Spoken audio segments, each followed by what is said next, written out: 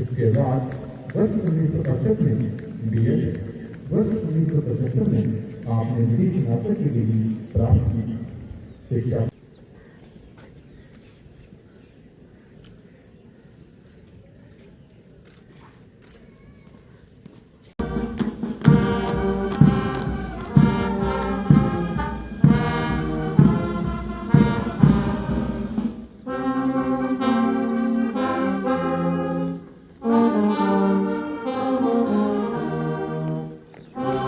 करूंगी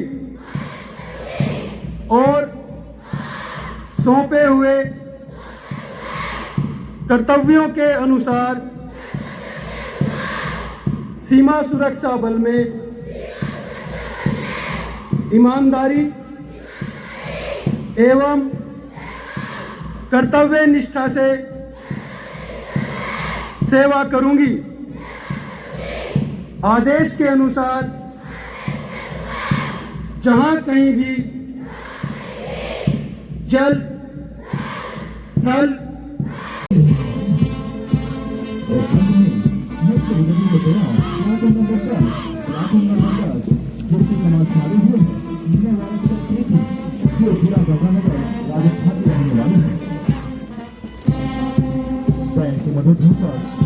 के साथ आगे बढ़ते हुए कदम से कदम मिलाते हुए मानो एक दूसरे से और गश्त का इलाका कितना कष्टदायक है, ये वही सीमा प्रहरी महसूस कर सकता है जो इस इलाके में रहते हुए अपनी ड्यूटी को बखूबी अंजाम देता है। जब सभी इंसान यहाँ तक कि रहता है और सीमा की रखवाली करता रहता है।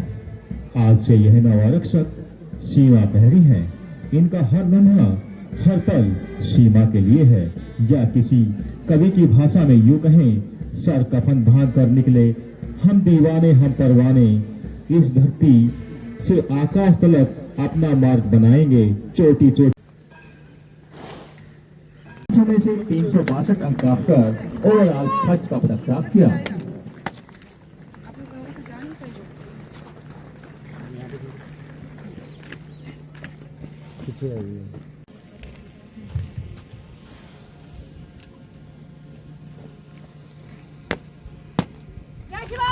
अब आ रही हैं बैच क्रमांक रक्षक प्रियंका चौधरी। नवरक्षक प्रियंका चौधरी ये जिला अलवर राजस्थान की रहने वाली हैं। इन्होंने फाइनल टेस्ट में 500 में से 384 अंक प्राप्त कर ओवरऑल सेकंड का पदक प्राप्त किया।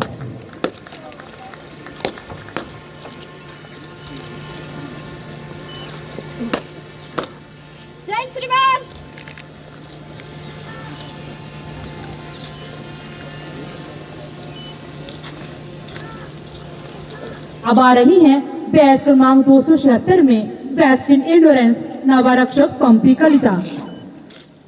नवारक्षक पंपी कलिता जिला बजाली असम की रहने वाली हैं। इन्होंने बुनियादी प्रशिक्षण के दौरान 2 किलोमीटर एफपीटी में 10 मिनट 20 सेकंड का समय निकालकर वेस्टर्न एंडोरेंस का पदक प्राप्त किया।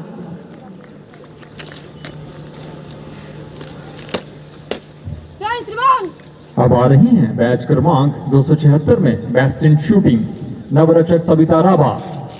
नवरक्षक सविता राभा ये जिला गोलपाड़ा असम की रहने वाली हैं।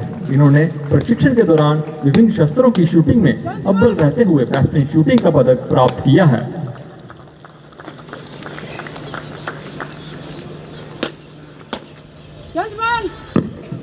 और अब आ रही हैं बैच क्रमांक 275 और 276 में वेस्टर्न ड्रिल और आज के इस भव्य परेड के परेड कमांडर नवारक्षक सैयद सानिया फिरोज।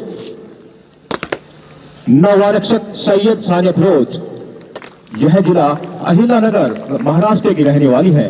इन्होंने ड्रिल की विभिन्न विधाओं में अव्वल रहते हुए वेस्टर्न ड्रिल का पदक प्राप्त किया, साथ ही आज के इस भव्य परेड का परेड कमांडर होने का भी गौरव प्राप्त किया।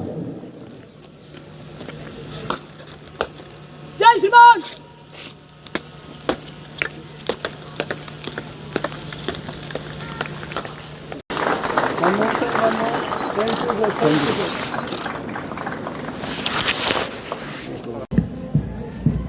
आज की इस पावन बेला में प्रकृति भी मानो इन रणबागुलों के साथ तेज सेवा की मस्ती में झूम रही है।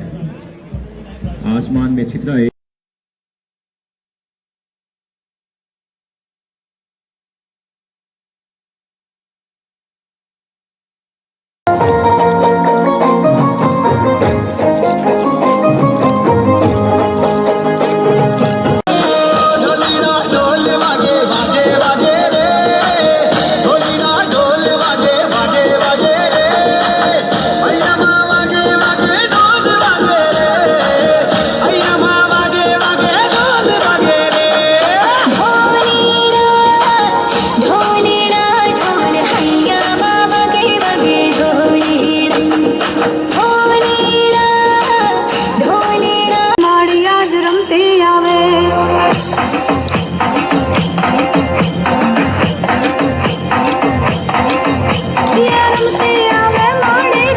सुरक्षा बल की महिला जो नई अभी कैडेट जो हैं जिनकी ट्रेनिंग पूरी हुई है, आज उनका पास आउट परेड था, दीक्षांत समारोह था।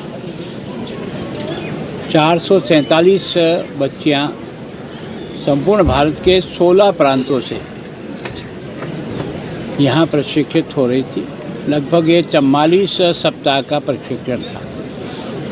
मैं सोचता हूँ कि उनको सीमा की सुरक्षा के लिए जिस प्रकार की भी तैयारी चाहिए एक सैनिक की, वैसी ही तैयारी इन सब बच्चियों की भी हुई है। तो सबसे ज़्यादा तो मैं बच्चियों के माता पिता को इस बात के लिए बहुत धन्यवाद देता हूँ कि उन्होंने अपनी बहादुर बच्चियों को देश की सुरक्षा के लिए एक तरह से उनका आशीर्वाद दिया, उनको आगे बढ़ाया। और आज जो कुछ भी परेड आपने और मैंने देखी है, लगता है कि वास्तव में बच्चियों का जो उत्साह था और जिस प्रकार का उनका परेड का जो जोश था, वो वास्तव में आपको और हमको सबको बहुत संतुष्ट करने वाला था कि अब हमारी देश की सीमाएं केवल पुरुष ही नहीं, बहनें भी उसी प्रकार से देश की सुरक्षा में अग्रिम पंक्ति में रह कर के देश की हिफाजत करेगी।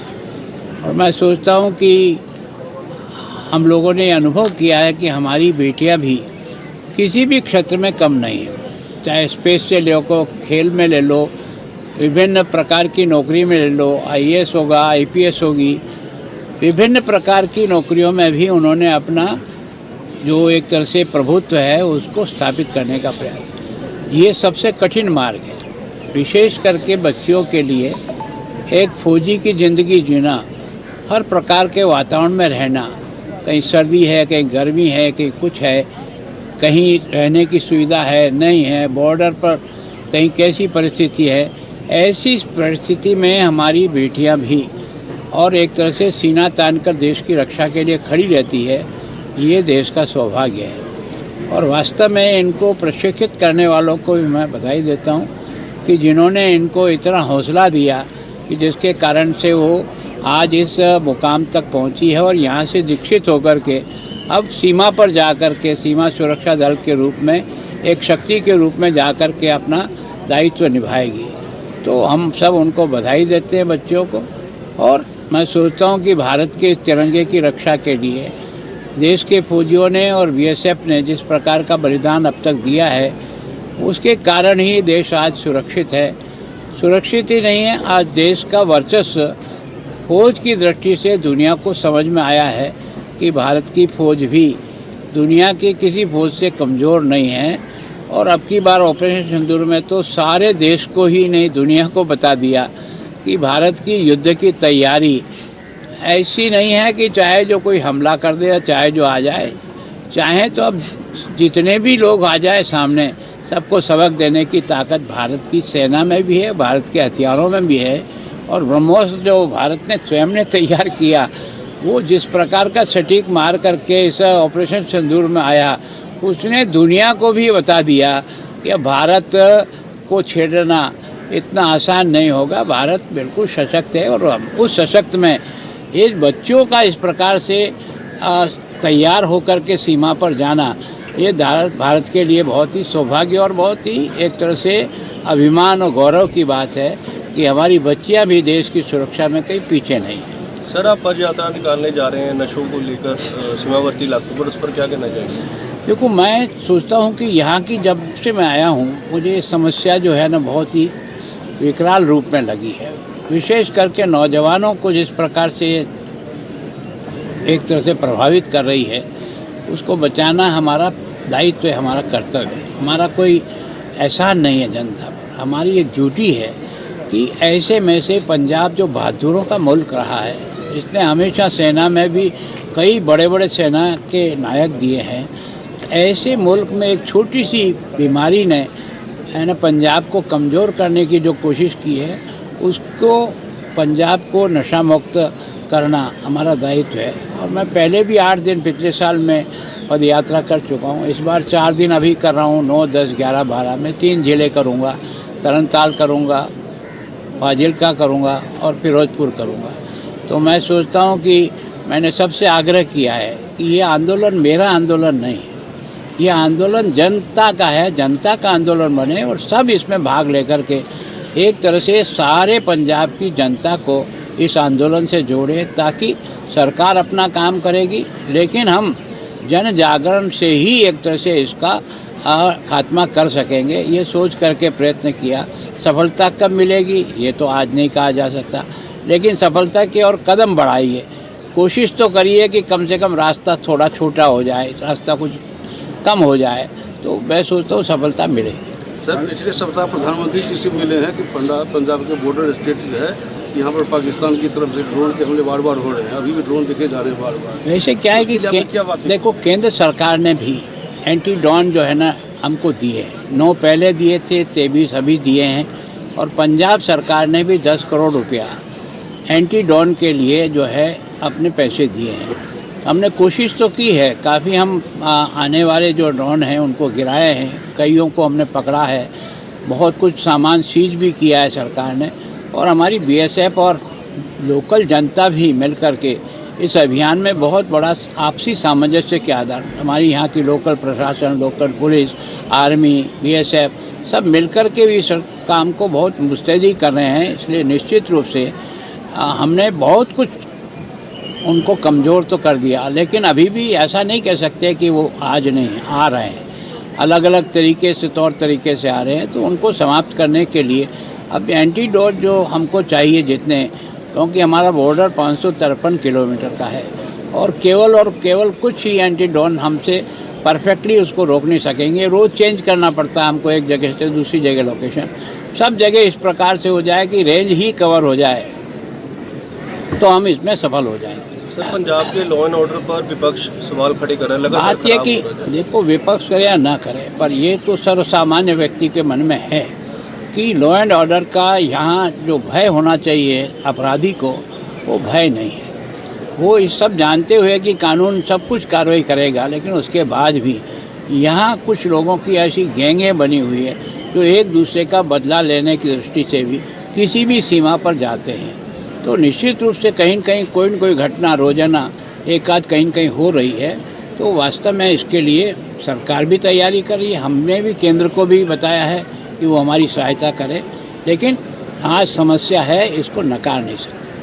महोदय, जो अभी आपने पद यात्रा की बात की, पहले भी पद यात्रा आप निकाल चुके हैं और उसके बाद सरकार की ओर से भी युद्ध नशे के विरुद्ध चलाया जा, लेकिन कमी कहाँ है कि इस अलामत पर पूरी तरह से काबू पाने में अभी तक कोई कामयाबी बहुत बड़ी नजर आती है? देखो, ऐसा नहीं कह सकते हैं, ये कामयाबी का कोई नाप नहीं होता है कि कामयाबी कहाँ है, लेकिन अगर कामयाबी और बढ़ना ही नहीं शुरू करें तो कामयाबी मिलेगी कब?